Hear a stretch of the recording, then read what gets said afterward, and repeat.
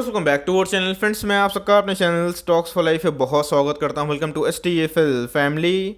DFL members, बात की जाए IRCTC को लेकर एक बहुत बड़ी अपडेट निकल के आ रही है। मैनेजमेंट की एक बहुत बड़ी कमेंट्री निकल के आ रही है और दोस्तों कुछ चौंकाने वाले फैक्ट्स एंड डेटास हमारे सामने आ चुके हैं। जी हाँ दोस्तों, IRCTC की बात की जाए तो सिर्फ ई टिकटिंग में काम नहीं करती, इनके और भी अदर बिजनेसेस है जो आने वाले कल में बहुत ज़्यादा फल फूल सकते हैं और इसी की वजह से हमें IRCTC के शेयर प्राइस में काफ़ी तेज़ी देखने को मिल रही है। जी हाँ, इसके पहले मैंने आपको एक न्यूज़ बताया था कि IRCTC को FNO में बैंड कर दिया गया है। इसका रीज़न क्या है? तो भाई 95% से ऊपर कभी किसी का ओपन इंटरेस्ट हो जाता है तो उसको टेम्प्रोरी फेज में बैन कर दिया जाता है और वो कम कब होता है?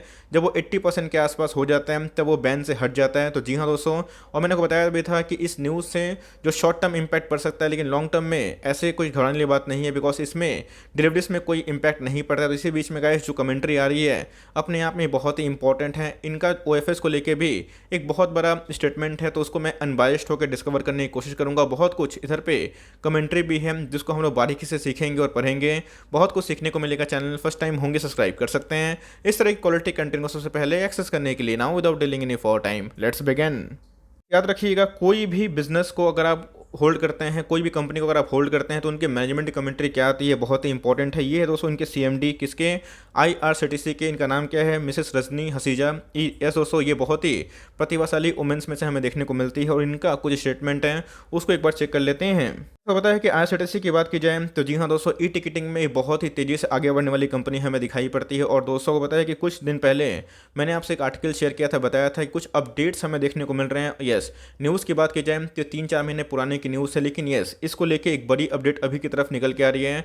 IRCTC ने अपने ई टिकटिंग प्लेटफॉर्म में कुछ चेंजेस किए थे और उसको लोग बोलते हैं इंटरफेस। लेकिन दोस्तों जो न्यू इंटरफेस था, मैंने आपको बताया था कि काफ़ी यूज़र फ्रेंडली है, मैंने यूज़ भी किया था, बिकॉज इसमें रिफंड का जो प्रोसेस है वो काफ़ी तेज़ी से हमें देखने को मिल रहा है। और टिकटिंग की बात की जाए तो जहाँ पे बहुत ज़्यादा भीड़ की आवश्यकता होती थी, मतलब बहुत लोग लाइन लगा के टिकट बुक करते थे, अभी की बात की जाए तो हमें ई टिकटिंग में पूरा कन्वर्ट होते हुए देखने को मिल रहे हैं। और इसका जो सबूत है आप देख सकते हैं कि IRCTC की बात की जाए, online reserve ticketing booking was 79.6% in FY21 which has been increased to 80.5% in the ongoing physical till अगस्त। देख सकते हैं गाइस कि इसके अंदर जो ई टिकटिंग है उसमें और भी तेज़ी हमें देखने को मिल रही है। ये तो दोस्तों हाल फिलहाल की बात है, लेकिन पुराने जो टाइम थे उससे क्या चेंजेस हमें देखने को मिल रहे हैं उसको एक बार देख लेते हैं। इस बात की जाए बहुत बड़ी बड़ी अपडेट्स है, इसलिए मैं बोल रहा हूँ कि ध्यान से समझने की कोशिश करिएगा, बिकॉज IRCTC की बिजनेस की बात की जाए तो अपने आप में ही बहुत तेज़ी से बढ़ने वाली कंपनी हमें दिखाई पड़ती है। यस, इनके वैल्यूशंस काफ़ी महंगे हो चुके हैं, लेकिन जैसे इनके अर्निंग्स बढ़ेंगे वैसे वैसे इनके प्राइस टू अर्निंग भी हमें एडजस्ट होता हुआ देखने को मिल सकता है।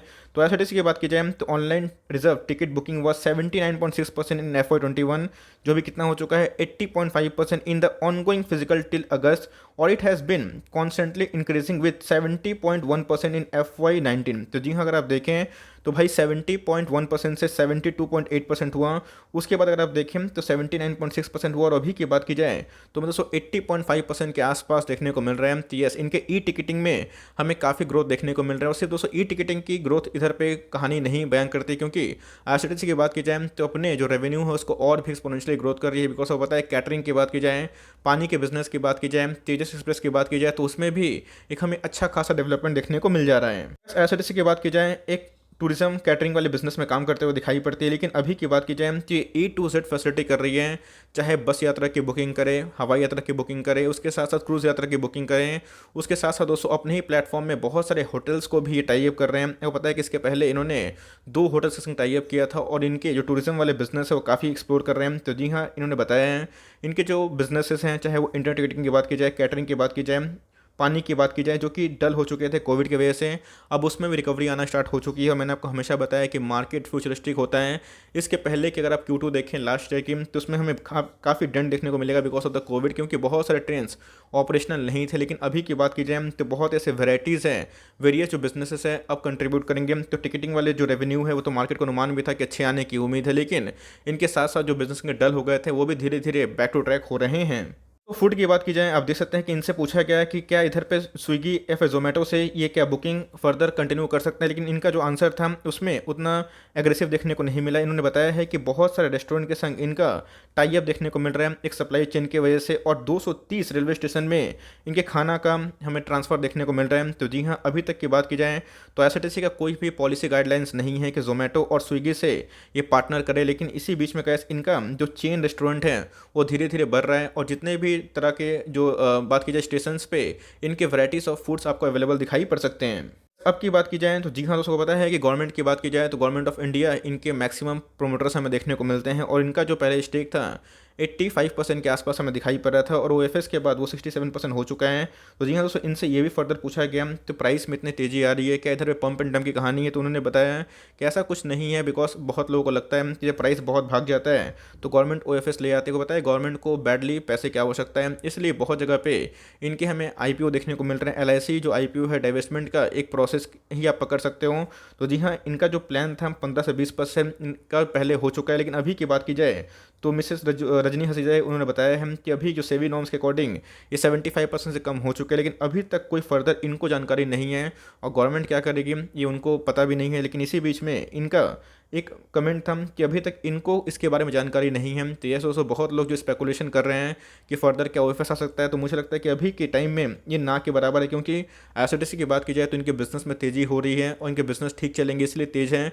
और साथ ही साथ दोस्तों इसमें स्प्लिट की भी खबर हमें देखने को मिल जाती है। सर आप देखें तो 29 तारीख को 29 तारीख को हमें इनके एजीएम देखने को मिल सकता है। अगर आप देखें 29 सितंबर का डेट हमें देखने को मिल रहा है, वीडियो कॉन्फ्रेंस के द्वारा ये पूरा चीज़ हमें देखने को मिलेगा। तो जी हाँ दोस्तों, अगर आप देखें इसी दिन हमें मार्केट में अनुमान है कि एक्स डेट देखने को मिल सकते हैं। तो जी हाँ, आईआरसीटीसी की बात की जाए एक लॉन्ग टर्म का बेट जरूर देखने को मिलता है। तो इसी बीच में हमें क्या इधर पे एंट्री करनी चाहिए या फिर इधर पे अवॉइड करना चाहिए? बहुत लोग बोल रहे कि सर प्राइस काफ़ी गिर सकता है, तो क्या इधर प्रॉफिट बुक कर ले? तो मैं अपना जो स्टैंड है उसको एकदम क्लियर करना चाहूँगा।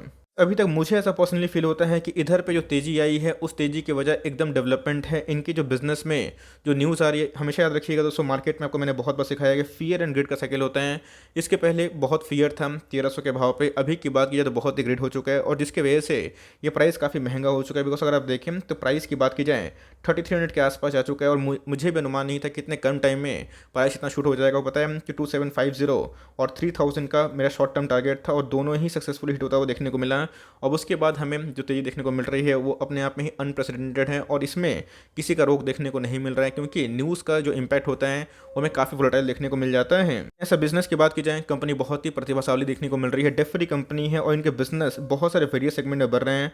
टूरिज्म भी आने वाले कल में बहुत रेवेन्यू कंट्रीब्यूट कर सकते हैं। तो यस, उसमें इस डेवलपमेंट का भी न्यूज़ है, स्प्लिट का भी न्यूज़ है और इसका जो फ़ायदा है ऑपरेटर उठाने की ज़रूर कोशिश करते हैं। मैंने आपको बहुत बार बताया भी है कि इसके पहले अगर आप देखें 2020 तक इसने 2000 के लेवल को टच करने की कोशिश भी की थी। उसके बाद हमें एक फ्री फॉल हुआ था और कोविड नहीं आया होता तो ये प्राइस आपको 6 महीना पहले या फिर 8 महीना पहले ही देखने को मिल सकता था। तो यस, अगर आप पहले से कंपेयर करें तो ऐसा उतना भी नहीं भागा। यस, अपने उस टॉप से अगर आप देखें तो 50% से ऊपर रैली कर चुकी है, लेकिन हमें इसमें ग्रोथ एंड डेवलपमेंट भी दिखाई पड़ती है। तो जी हाँ, शॉर्ट टर्म की बात की जाए तो अपसाइड पोटेंशियल इधर से थोड़ा कम दिखाई पड़ता है, लेकिन लॉन्ग टर्म की बात की जाए तो कंपनी में बहुत ही ह्यूज पोटेंशियल हमें दिखाई पड़ जाता है। कि दोस्तों तो इधर पे हमें 3422 के आसपास इनके 8 सितंबर को ही हाई देखने को मिल रहे थे और लास्ट डे कारोबार की बात की जाए तो 14% के आसपास है, जो अपने आप में बहुत ही कम है। जहाँ पे 56 लाख शेयर ट्रेड हुए, उसके अगेंस्ट में आप देखें तो 8,48,000 शेयर्स को डीमैट में ले जाए गए हैं। फ्रेश पोजीशन की बात की जाए, यहाँ पे मैं रिकमेंडेशन नहीं दूंगा, बिकॉज स्टॉक चाहे जितना भी अच्छा हो आपको हमेशा अपने इमोशंस को कंट्रोल करना है। बिकॉज मार्केट है तो आपको टाइम ज़रूर मिलेगा। इसके पहले भी बहुत लोग गैप जो फिलिंग थ्योरी पे बिलीव कर रहे थे, मैंने बताया था कि कभी कभी गैप फिलिंग थ्योरी हमें शॉर्ट टर्म में देखने को नहीं मिलता है, क्योंकि उधर पे मार्केट सेंटीमेंट काम करता है और यही साइकोलॉजी मैंने आपको कल के दिन इंडिकेटर में भी बताई थी। एनीवेज अगर आप देखें तो ये जो स्टॉक है हाईली ओवरबॉट जोन में जा चुका है। तो यस, स्टॉक में काफ़ी दम है, लेकिन स्टॉक में करेक्शन तो आ ही सकता है। तो मुझे लगता है गाइस कि फॉर लॉन्ग टर्म इसमें इतनी घबराने वाली बात नहीं है। फॉर लॉन्ग टर्म पर्पस से लेते हैं तो 15-20% डाउन हो भी जाता है तो कोई दिक्कत वाली बात नहीं है। अपनी एसआईपी को आप कंटिन्यू करें, बिकॉज कंपनी में हमें एक चीज़ दिखाई पड़ रहा है वो है ग्रोथ, और कंपनी ग्रोथ अगर सही रहेगा तो आने वाले कल में कंपनी और ही पैसे बनाएगी। तो फ्रेश एंट्री की बात की जाए तो टॉप में लेके अभी फ़ायदा नहीं है, अपने इमोशंस को कंट्रोल करें। और मैं फिर बता रहा हूँ, अगर आपको 10 स्टॉक खरीदना है, बहुत फोमो हो रहा है, 1-2 से स्टार्ट करें और मिलता है कभी भी दोस्तों एक सपोर्ट के आसपास, जो कि इसका निकल के आता है 30 के आसपास, 3050 के आसपास, वहाँ पे एक थोड़ी सी एंट्री हो सकती है। अगर आपका प्लान है कि स्प्लिट के बाद लेंगे तो यस, वो भी खराब प्लान नहीं है, बहुत ही शानदार प्लान है। आप चाहें तो इसको भी एग्जीक्यूट कर सकते हैं, बट इस टॉप पे हमेशा याद रखिएगा बल्क इन्वेस्ट मत करिएगा, और चाहें तो अभी के टाइम में अवॉइड भी कर सकते हैं। मैं अपने साइड से बात करूँ तो ऑनेस्टली बताऊंगा कि मैं इसको होल्ड एंड कंटिन्यू करने वाला हूँ, बिकॉज मुझे कंपनी पर काफ़ी फेथ है। 10 दिन के गिरावट से 5 दिन गिरावट से डरेंगे तो आपको बहुत रैली मिस करना पड़ सकता है। तो मैं इधर पर कंटिन्यू करूँगा। आपका टारगेट अगर हिट हो गया है तो आप चाहे तो लाइक एग्जिट भी कर सकते हैं, आपकी मर्जी है। बट दोस्तों मुझे कंपनी पे पोटेंशियल दिखाई पड़ता है, मैं इधर पे कंटिन्यू कंटिन्यू करूंगा, बिकॉज कंपनी अभी की बात की जाए तो टॉप 100 BSE लिस्टेड कंपनी में आ चुकी है और कंपनी एक लार्ज कैप क्या बड़ी कंपनी बन चुकी है। इसका मार्केट कैप 50 करोड़ से ऊपर है, तो इधर पे फॉर लॉन्ग टर्म बेट बनता है, लेकिन शॉर्ट टर्म के लिए अभी अवॉइड करें, एक डिप आता है तो ही सही है, अदरवाइज आप चाहें तो स्प्लिट के बाद भी आराम से खरीद सकते हो। आई होप मेरा एफर्ट आपको अच्छा लगा। वीडियो अच्छी लगी तो लाइक कर दीजिएगा, चैनल फर्स्ट टाइम होंगे तो याद से सब्सक्राइब करना भूलिएगा। फर्दर कोई डाउट है उसको ड्रॉप कर सकते हैं, कुछ तो रिव्यू चाहिए उसका नाम ड्रॉप करना भूलिएगा। I would love to make a video on your demand. Guys मिलते हैं जल्दी ही, तब तक के लिए bye. Thanks for listening friends, God bless you all.